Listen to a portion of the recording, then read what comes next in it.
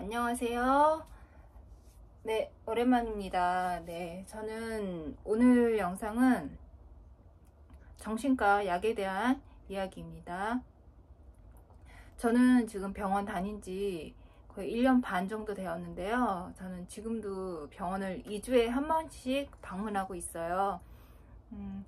약이 보통 선생님한테 말씀을 드리면은 이렇게 하나씩 바뀌는 경우가 좀 있거든요. 그래서 그럴 때는 2주에 한 번씩 가고, 약이 조금 맞는다 싶을 때는 3주에 한 번씩 가기도 하고 합니다. 근데 제가 한 일주일 전에 병원 갔을 때 약을 바꿨어요. 근데 제가 지금 이름이 생각이 안 나요. 그래서 처방전이 있어야지 이름을 알 수 있어서 지금 우선 이름을 말씀을 못 드리는데, 네, 제가 돌아오는 금요일 날 병원을 가니까요, 그때 말씀을 드리도록 하고요. 그 2주 만에 한 번씩 병원 가는 거 되게 귀찮잖아요. 근데 여러분들 2주에 한 번씩 가는 게 맞는 것 같아요. 저는 이번에 뭐 좀 복통, 허리 뭐 이런 증상, 왜 아픈지 알 수 없는 통증들 있잖아요. 그런 통증도 좀 심해졌고, 그래서 말씀을 드렸더니 선생님이 약을 다른 걸로 바꿔주셨거든요. 또 제가 어지러움증도 좀 심하고 그래서. 그리고 제가 하는 일이 약간 이렇게 바쁜 시간만 바쁜 일이에요. 한가할 땐 한가하고. 근데 이렇게 바쁠 때 손님이 막 뭐라 닥치다 보면 상당히 불안해지고 힘들어지더라고요. 그래서 그게 참 일하면서 매번 힘들었는데, 이번 약은 바꾸고 나니까 그러니까 불안하긴 해요. 지금도 막 심장이 두근두근 거리고 막 긴장되고 그러긴 하는데, 훨씬 불안 증세가 많이 낮아졌어요, 이 약을 먹고서는. 그래서 이게 사람마다 맞는 약이 진짜 따로 있구나 싶더라고요. 그래서 여러분들도 자기한테 맞는 약을 찾는 게 되게 중요한 것 같아요. 근데 자기한테 맞는 약은 먹어봐야 알 수 있는 것 같아요. 이 약을 먹었을 땐 어떻고, 저 약을 먹었을 땐 어땠다, 이런 거는 다 먹어봐야 알 수 있는 것 같습니다. 그래서 병원 오래 다니신 분들 이렇게 2주에 한 번씩 가는 거 되게 귀찮잖아요. 가서 뭐 할 말도 없는데 맨날 무슨 말을 하나 싶기도 하고, 생활이 맨날 똑같은데. 근데 귀찮으셔도, 네, 2주에 한 번, 뭐 일주일에 한 번 시간이 되셔서 가신다면 더욱 좋겠죠. 네, 근데 저는 2주에 한 번 정도면 괜찮은 것 같더라고요. 그래서 지금 먹는 약은 상당히 만족하고 있어요. 선생님이 말씀하신 대로 뭐 복통이나 요통, 알 수 없는 통증이 줄진 않았어요. 하지만 그 불안함이 많이 가라앉은 게 되게 느껴져요. 그래서 제가 좀 바쁜 날에 일할 때 좀 한결 좀 편안해졌어요.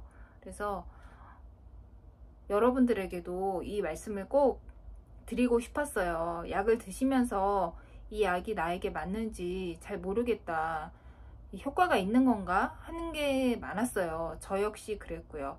근데 이번에 약을 먹어보니까 맞는 약을 찾으니까 효과가 확실히 나더라고요. 저는 약들이 뭐 크게 부작용은 없었는데, 현기증 같은 경우도 이유는 모르겠어요. 그냥 뭐 공황장애 이런 것도 이유가 없잖아요. 갑자기 그냥 몰려오는 거고 갑자기 어지러움증이 나타나는 거기 때문에.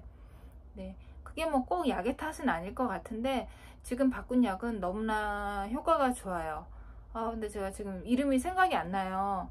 전에는 그 병원하고 연동된 앱이 있었는데, 그 앱에 들어가면 약 이름이 떴었거든요. 근데 지금은 그게 업데이트가 되면서 약 이름이 확인이 안 되네요. 그래서 제가 지금 말씀은 못 드리겠어요.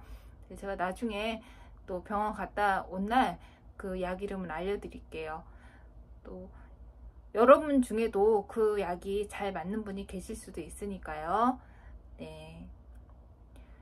자, 이 정신과 약이 먹는다고 확 좋아지는 것도 아니고, 좋아지는 건지 뭐 효과가 있는 건지도 모르겠고, 이 약을 왜 먹어야 되는지도 모르겠고, 저도 솔직히 그래요. 이 약을 먹고 뭐 이렇게 기분이 나아졌다든가 뭐 그런 건 크게 잘 모르겠어요. 근데 요번에 바꾼 약은 확실히 그런 불안한 상황에 닥쳤을 때 조금 더 힘들다, 그거는 확실히 좀 느껴지더라고요.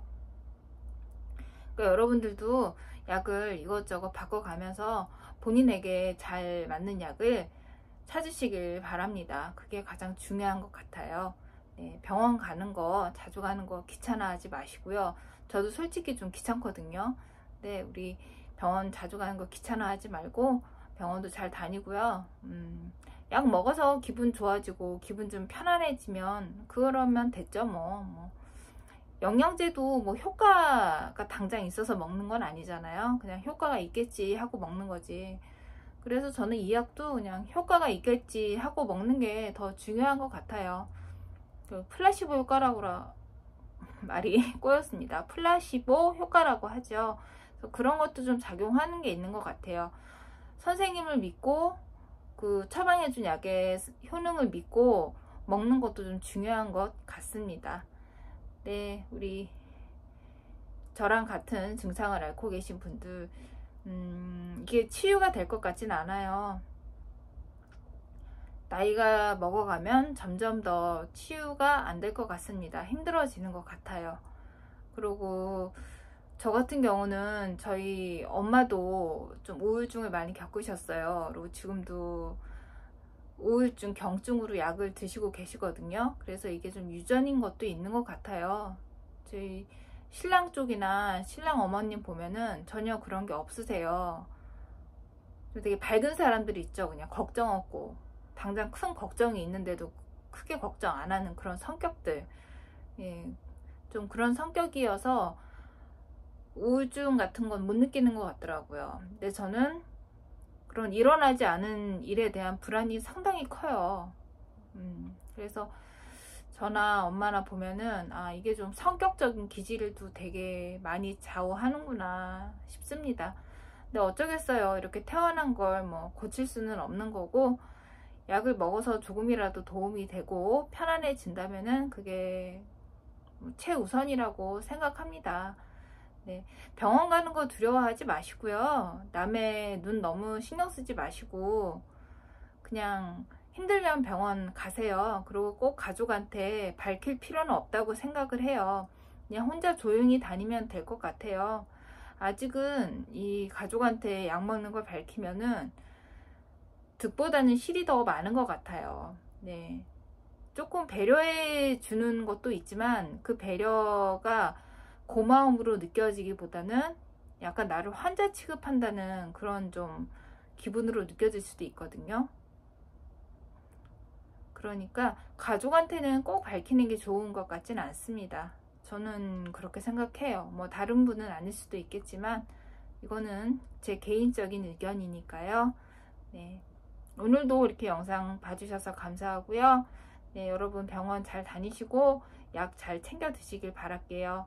네, 운동도 조금씩 같이 해주세요. 그래야 또 효과가 더 있다니까요. 저도 운동 꾸준히 하고 있습니다. 힘들어도 하기 싫어도. 네, 오늘 영상 봐주셔서 감사합니다. 다음 영상에서 만날게요. 안녕.